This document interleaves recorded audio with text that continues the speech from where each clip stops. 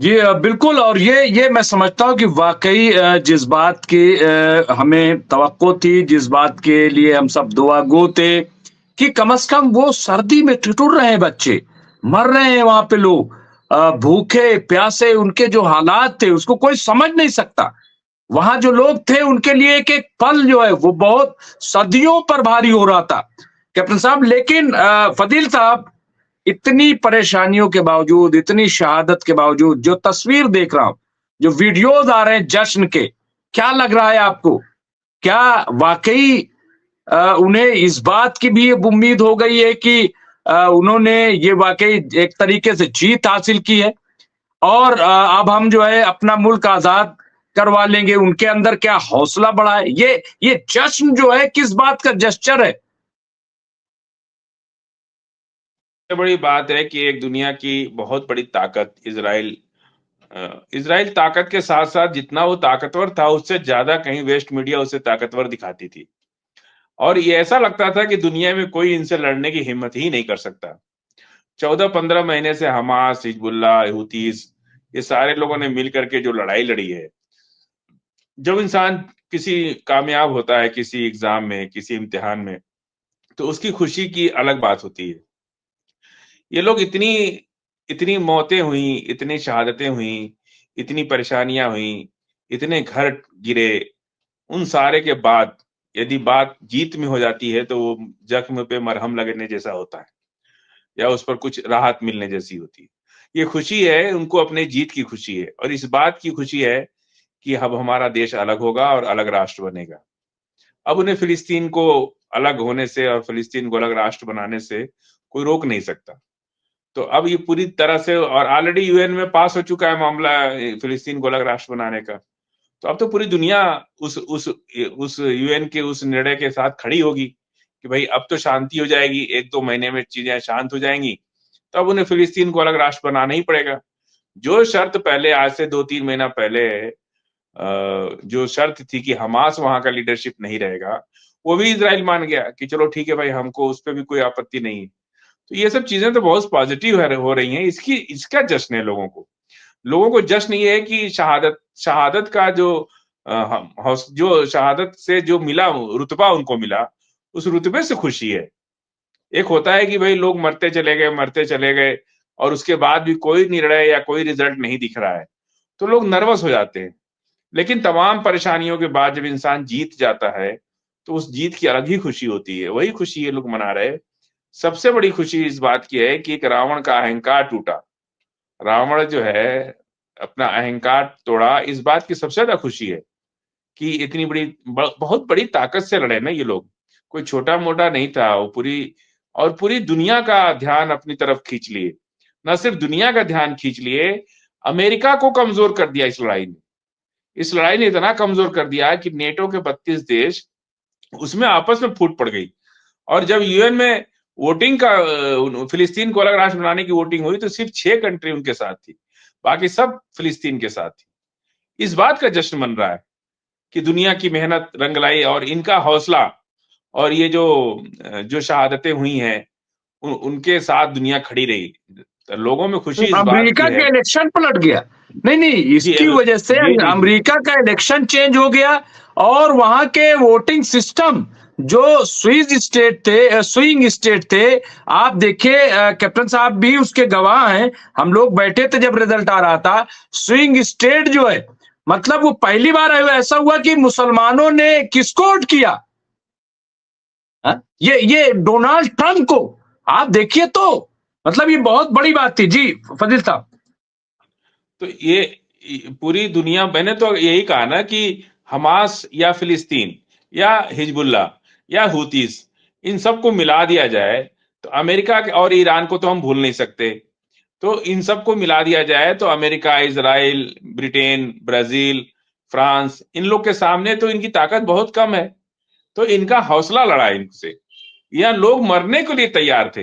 ये लोग जितना तो लोग जिंदा रहने पर खुश नहीं थे, उतना फिलिस्तीन के लोग तो मर के खुश हो रहे थे, शहीद होके खुश हो रहे थे। एक बेटा शहीद हो गया, दूसरे बेटे को लोग जंग में भेज दे रहे। ऐसा जज्बा देखा आपने। तो ये जो खुशी है वो इसी बात की खुशी है कि एक रावण का अहंकार टूटा। ना सिर्फ इजराइल हारा, बल्कि रावण का अहंकार भी टूटा। सबसे बड़ी बात होती है अहंकार को तोड़ना। तो ये जो हुआ और अभी भी आपसे बता दें, ट्रंप के आने से एक दिन पहले किस तरह से इजराइल घुटनों पे आ गया। देखिए इस पे कितनी आखिर बाइडेन क्या इनको इशारा कर रहे थे? ये काम तो बाइडेन भी कर सकते थे। ये लड़ाई होती ही नहीं, यूक्रेन भी बिल्कुल। और हालांकि बड़ा अजीब सा लगता है फदील साहब, कैप्टन साहब ने जिस तरह से एक्सप्लेन किया वो तमाम चीजें, और उन्होंने जो बात कही, लेकिन जिस तरह से आप देखिए आखिरी वक्त तक इसराइल हमले करता रहा, फिर 11, 12, 15 लोगों को मार दिया। ये जो हरकत है, ये इसके पीछे क्या मोटिव था, उस पर मैं चर्चा करना चाहता हूं। और क्या लग रहा है 3 के बदले 30, ये तो वाकई मतलब इजराइल का एक तरीके से झुकाव तो है। जैसा लोग कह रहे हैं कि ये तमाम अखबारात लिख रहे हैं कि ये जो सीज फायर है, ये दरअसल इजराइल का झुकाव है, झुकना पड़ा, घुटने टेकने पड़े। फदील साहब, और क्या लग रहा है आपको कि क्या बाद में जब बंधक छूटेंगे तो इन्हें मानना पड़ेगा? जबकि मैं आपको बता दूं, बड़ी खबर आ रही जिस पर मैं चर्चा करूंगा कि सऊदी अरब का, ये यूनुस चौड़वारा साहब ने अपडेट किया अभी अभी कि सऊदी अरब का इजराइल को बड़ा झटका। सऊदी ने अमेरिका से साफ साफ कह दिया है कि जब तक फिलिस्तीन को अलग मान्यता नहीं मिलेगी तब तक हम इजराइल से समझौता नहीं करेंगे। ये बड़ी खबर अपने आप में आई है। लेकिन उससे पहले जो मैं बात कर रहा हूं, जी फदील साहब। मैंने 2-3 दिन पहले भी आपको कहा था कि बशर अल असद वापस सीरिया आ रहे। उसके पीछे भी अरब की मध्यस्थता है अमेरिका के साथ। इस खबर में दम है और ये ऐसे नहीं है। अरब जो है अब इस खित्ते में एक्टिव हुआ है।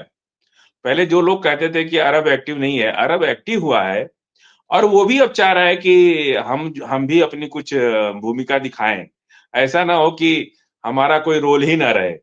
देखिए अरब जगत में अरब का सबसे बड़ा एक लीडर है अरब, और चूंकि वो अपने चीजों से ज्यादा वो आध्यात्मिक उसमें तरीकों में रहते हैं, इसलिए शांत प्रिय कंट्री अपने को दिखाना चाहते हैं, इसलिए वो इन्वॉल्व नहीं होते। लेकिन ओआईसी का हेड हो या कोई भी अरब जगत की कोई मीटिंग होती है तो उसमें अरब ही लीडरशिप दिखाता है। तो अब ऐसे वक्त में अरब ये देख रहा है कि कहीं ऐसा ना हो कि इस पूरे खित्ते में हम नेगलेक्ट हो जाएं। और जब आवाम का गुस्सा आ जाता है तो बड़े से बड़े बादशाह को भी उतारने में टाइम नहीं लगता है। तो इस बात के डर से अरब जो है अब थोड़ा एक्टिव हुआ है। और ईरान से भी अरब ने मतलब बात हुई उनकी। और बशर अल असद की जो बात मैंने कहा था कि वो अरब ही उसकी मध्यस्थता कर रहे हैं कि बशर अल असद को सीरिया में वापस लाया जाए और एसटीएस को कुछ हिस्सा दे करके। और गोलान हाइट पे भी कहा है अरब ने कि वो इजराइल को छोड़ना पड़ेगा। और ट्रंप ने तो पहले अपने कार्यकाल में भी कहा था कि छुड़वाया भी था वहां से गोलान हाइट को।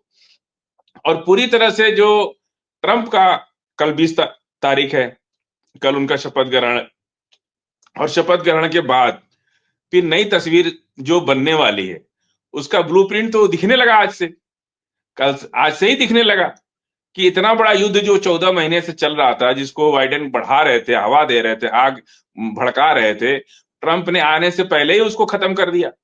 और इतना दब गया अमेरिका से इजराइल कि दुनिया को ये उम्मीद ही नहीं थी।